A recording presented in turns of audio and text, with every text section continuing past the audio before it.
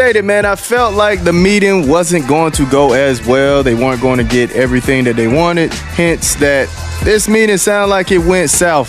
EPA statement regarding today's meeting, which lasted a couple hours, according to a union spokesperson, right? Now, I did see that this meeting lasted like 2 hours and some change. Maybe I saw Courtney Williams, Natisha Heidemann, they were talking about it, how it drained them.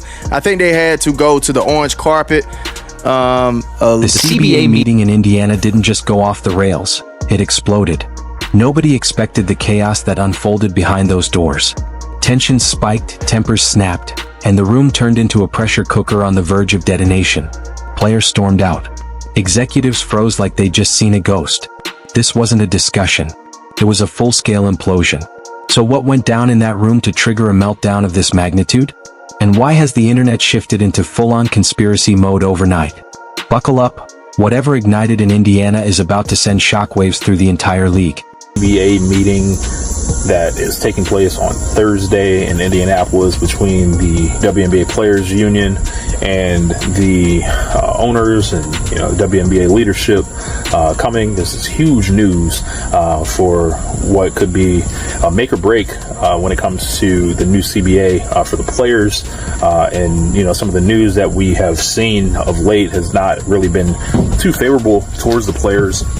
It's been, a lot of people. The CBA meeting in Indiana was supposed to be a landmark moment. The WNBA, riding a wave of mainstream buzz, record jersey sales, and Caitlin Clark-driven rating spikes, finally had the spotlight and a chance to define its future. What could possibly go wrong? Apparently, absolutely everything. CBA meeting in Indianapolis. All right. Earlier today, the Women's National Basketball Players Association, WNBPA, and the Women's National Basketball Association met in person to discuss their ongoing negotiations for a new collective bargaining agreement alongside WNBPA staff and our CBA advisory team. More than 40 players, including all-stars, executive committee members, and player representatives, attended the meeting. This marked the largest in-person player turnout in union history. Not 4 NBA players, not 14, 40. And they didn't roll in for the free snacks or because Indiana suddenly became a networking paradise. They showed up loaded, with questions, concerns, and what looked like a group chat overflowing with receipts. This wasn't a meeting. This was a summit, a silent protest wrapped in sneakers and game day hoodies. For anyone that's just fans of basketball, and these owners are not budging. They are not budging in any way. And with the owners not budging, it just does not seem likely that the players are going to get what they want. And I think people think, the owners are going to make all this money because of the new TV deal. So what did the league do with this once-in-a-generation display of unity and seriousness from the players? It fired up a PowerPoint, a real one, transitions, charts, and probably a stock photo of a woman smiling next to the phrase, optimizing player synergy. The vibes tanked faster than a rookie on a 10-day contract. Imagine 40 players walking in ready for sweeping change, only to be met by executives clinging to buzzwords like life rafts. The disconnect was brutal. These women didn't show up for marketing fluff. They came for substance and got corporate wallpaper instead. They met today and they appear no closer to coming together. The NBA owners are corporate enterprise business moguls, corporate enterprise business titans. The WNBA players are sole proprietors. And so when you look at that, and today was the biggest turnout of players, approximately 40 players attended the meeting. And the goal was to really see if we can come together, but the WNBA has said the owner's response fails to address the priorities that they've already voiced. And they wanted real answers about travel, pay, healthcare, and how many more times they're expected to tweet about resilience before someone hands them a charter flight. Travel came first, or as the league insists on calling it, enhanced mobility opportunities.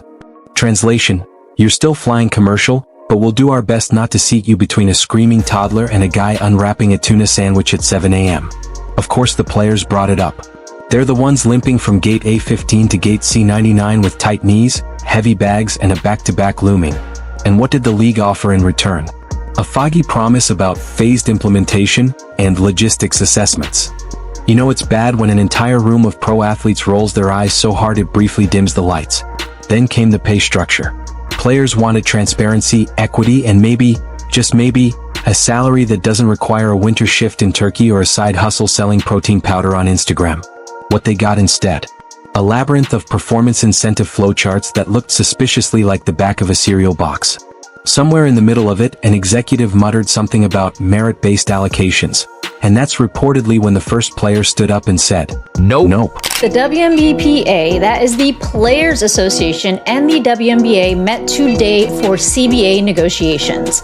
Many of the players were in attendance, including Caitlin Clark, and the Players Association has officially put out. So the WNBPA has chosen to opt out of the current CBA. Things have not been looking super positive. I know that players have been talking about a potential lockout, and when the words were first stated, I kind of brushed it off a little bit because it's always hard to know until you get to the table and you start negotiating how serious things are, how much either party is willing to budge. And then came the league's big talking point, mental health and player wellness. Players expected licensed professionals, team therapists, and maybe, bare minimum, a policy that didn't scream, please suffer quietly in the off-season. Instead, the league unveiled resource centers. You know, that catch-all phrase you toss into a brochure when you want to sound supportive without actually doing anything. When players asked if these centers would be mandatory or funded across every team, they got a shrug wrapped in corporate PR jargon. 40 players came to Indiana. By the midpoint, half were already texting their agents stuff like, "Get me out. This ain't it, and I'm about to throw this PDF across the room." The mood tanked instantly. Some players went quiet. Some started whispering. A few just stopped pretending to care. One reportedly sat there doodling the word, "no," in perfect cursive like a bored teenager in algebra. This was the rejection heard around the league. Not a strike, not yet. But a silent, unified, and incredibly powerful. We're not buying it. The proposals? Soft. The answers? Vague, like your uncle trying to explain crypto. The tone? Patronizing, as if executives were explaining a game plan to the very people who actually run the offense and guard the paint.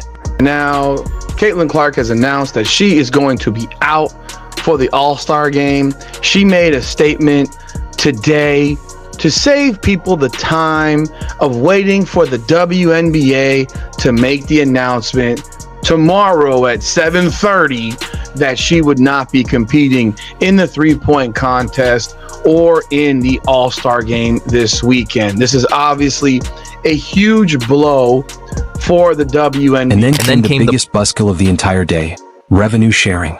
Players wanted numbers, real ones. Not slogans. Not vibes. Not the annual "we're investing in growth" bumper sticker.